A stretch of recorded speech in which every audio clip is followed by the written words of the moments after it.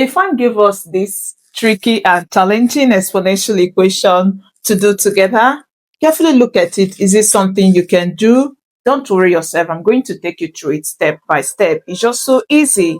Now, when you see this question, what do? Remember some of your exponential or initial rules, and I'll help you to remember some of them. So we begin with our solution. So what do?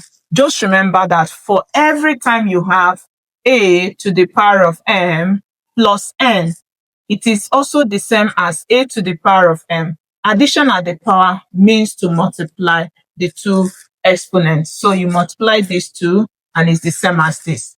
Now, if you go back to the question, you see that this is of this form. So we want to take it back to this form.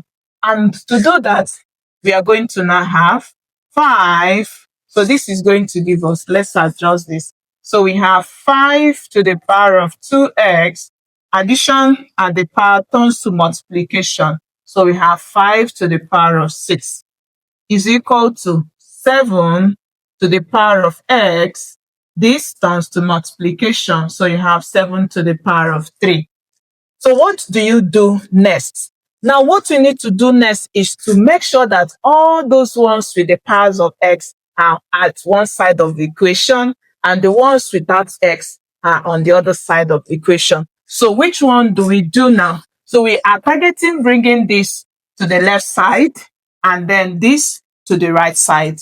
Observe that the sign in between these two is multiplication. So to remove multiplication, the opposite is to divide. So you are going to divide this by, I want to remove this. If I want to remove this, I divide by 5 to the power of 6. And you do it to the both sides, so you divide by 5 to the power of 6.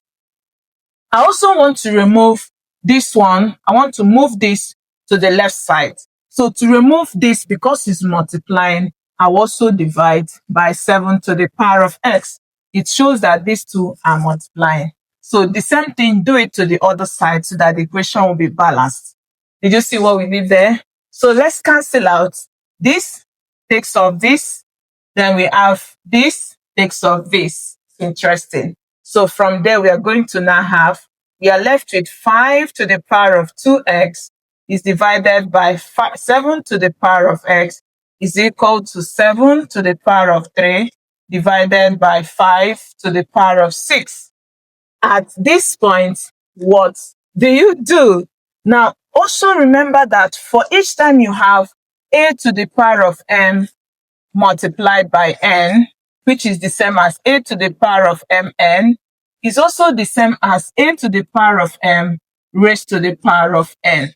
So this rule, we are going to apply it on this one to help us to solve. So to do that, let's take it off.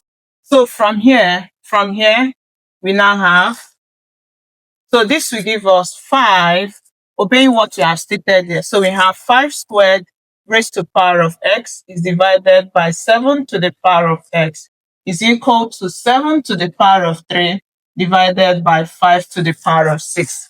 And what do we do at this point? This is the same as 5 squared is 5 multiplied 2 times, and that will give us 25. So we have 25 raised to power x divided by 7 to the power of x is equal to, for this we have 7 to the third power divided by 5 to the sixth power. And what do we do next? Is it possible for us to make this to have the same powers? You observe now that these ones are of the same power. It's going to help us with something. So let's try to make this to be of the same powers. And to do that, what do? You know that 6 is the same thing. You can rewrite 6 to give you 2 multiplied by 3. So in that case, let's apply it here to have.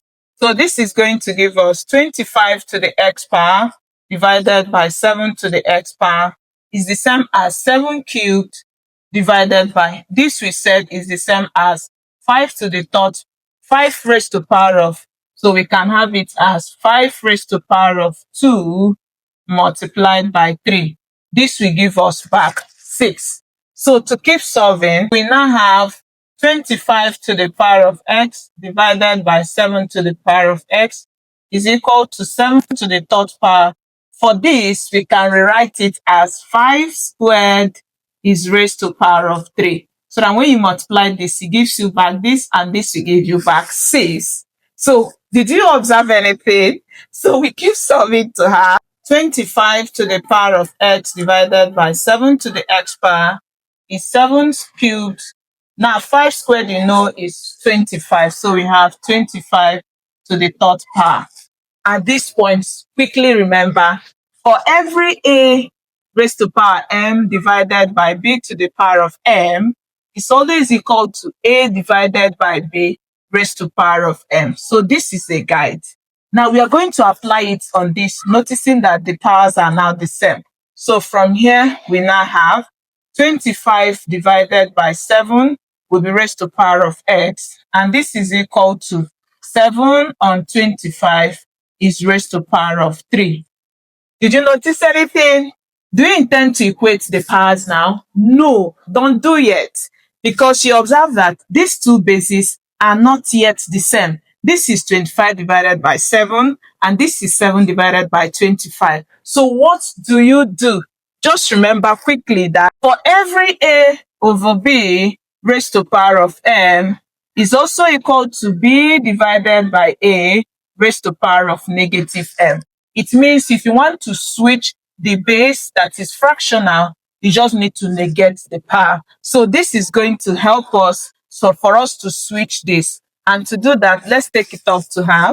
So from here, we are going to now have, so this will give us 25 divided by 7 to the x power is equal to, let's switch this, obeying what you have stated here. So it's going to give us, reverse this. So you now have 25 on 7.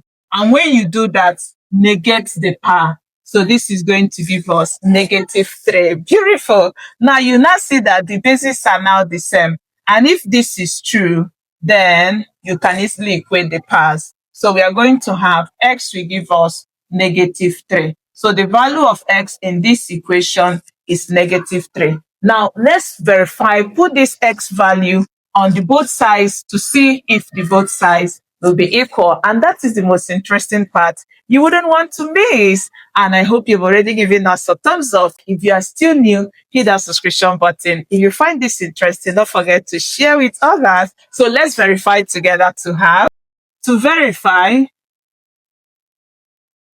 So we now have 5, 2x. So it's going to be 2 multiplies negative 3 and 6. Will this be equal to 7 to the power of negative 3 at 3? So we're going to now have 5 multiply this, it gives you negative 6 at 6. Will it be equal to 7 negative 3 at 3? And when you simplify this, it gives you, this will give you 0. Is it the same as 7? Add this, it gives you 0.